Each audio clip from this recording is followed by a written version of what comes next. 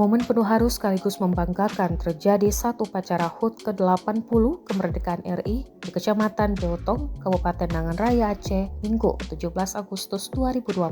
Seorang bocah sekolah dasar mencuri perhatian publik setelah dengan berani memanjat tiang bendera untuk memperbaiki tali penggerek yang putus di tengah prosesi pengibaran bendera. Dalam rekaman video yang viral di media sosial, termasuk akun Instagram @jakartakras, terlihat Jolian berseragam merah putih dengan sigap memanjat tiang tinggi. Aksinya membuat para peserta upacara hingga netizen kagum. Momen ini semakin menegaskan bahwa semangat patriotisme dan cinta tanah air bisa lahir dari siapa saja, bahkan dari seorang bocah sekolah dasar.